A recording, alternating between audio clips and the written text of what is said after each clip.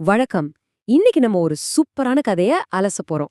பார்க்கறதுக்கு இதெல்லாம் சாத்தியமே இல்லையே அப்படின்னு தோன்ற ஒரு பெரிய கனவ துரத்துற ஒரு சுவாரஸ்யமான பயணம் தான் இது.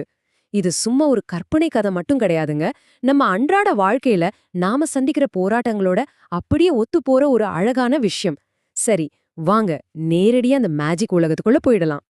உங்க வாழ்க்கையில எப்பவாவது உனக்கு ஆசை இருக்கலாம், ஆனா அதுக்குன்னு இவ்ளோ பெரிய பேராசைலாம் இருக்கக்கூடாதுப்பா அப்படின்னு யாராவது உங்கள பார்த்து சிரிச்சிருக்காங்களா?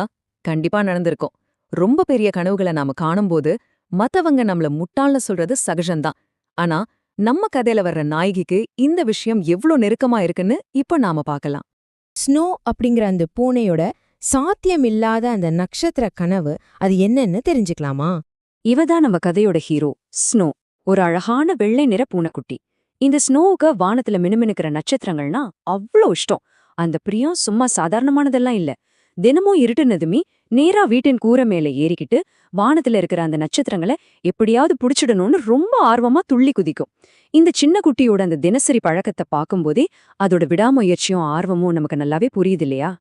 ஆனா இந்த மாதிரி ஒரு பெரிய கனவு காணும்போது கண்டிப்பா நம்மள சுத்தி நெகட்டிவா பேசுறவங்க இருப்பாங்க. அவங்கள ஸ்னோ எப்படி எதிர்கொண்டதுன்னு பாப்போம். அங்க இருந்த மத்த பூனைகள்லாம் ஸ்னோவ பார்த்து, "ஏ முட்டாள் பூனையே, நட்சத்திரத்தை யாராவது தொட முடியுமா?" அப்படின்னு ரொம்பவே கேலி பண்ணுச்சுங்க. அந்த பூனைகள நம்ம கனவுகளை தடுக்கிற விமர்சகர்களா நாம நினைச்சுக்கலாம். உங்க கனவு ரொம்ப பெருசா இருந்தா அது மத்தவங்க கண்ணுக்கு முட்டாள்தனமா தான் தெரியும் அப்படிங்கறத இந்த காட்சி ரொம்ப தெளிவா சொல்லுது. ஆனா இங்க முக்கியமா கவனிக்க வேண்டியது என்னன்னா, இந்த கேலிக்காக ஸ்னோ தன்னோட முயற்சியை விட்டுடுச்சா? கண்டிப்பா இல்லைங்க. அந்த பிடிவாதமான முயற்சிக்கு கிடைச்ச பரிசு ஒரு எரி நட்சத்திரத்தை பிடிச்ச அந்த தருணம். அன்னிக்கு ராத்திரி ஒரு எரி நட்சத்திரம் வானத்துல இருந்து அதிவேகமா நம்ம ஸ்னோ இருந்த அந்த கூரைக்கு பக்கத்துல வந்து விழுது. என்ன நடக்குதுன்னு சுதாரிக்கிறதுக்கு முன்னாடியே நம்ம ஸ்னோ சற்றும் பயப்படாம ரொம்ப துணிச்சலா அப்படி ஒரு எகிரி குதிக்குது. குதிச்சு அந்த சின்ன மேஜிக் நட்சத்திரத்தை தன்னோட மென்மையான பாதங்களால ரொம்ப லாவகமா பிடிச்சுக்குச்சு.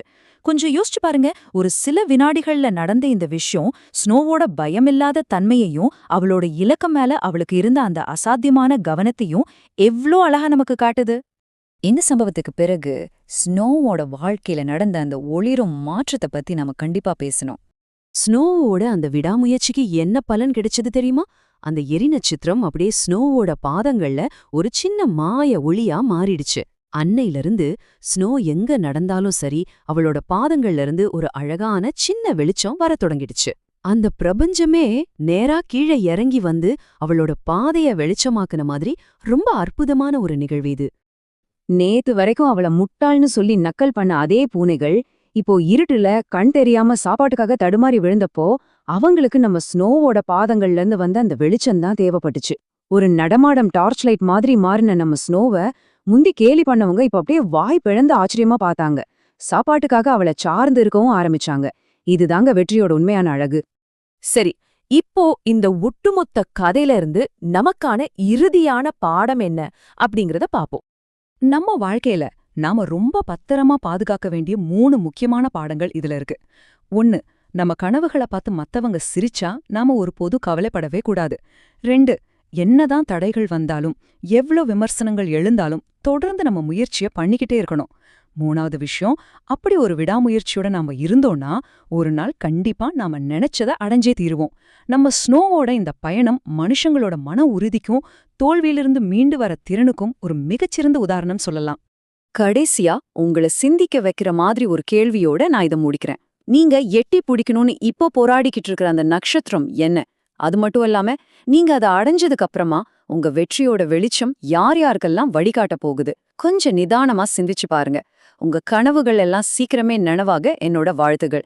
இதே மாதிரி இன்னொரு அட்டகாசமான கதையோட அடுத்த அலசல்ல நாம சந்திப்போம்.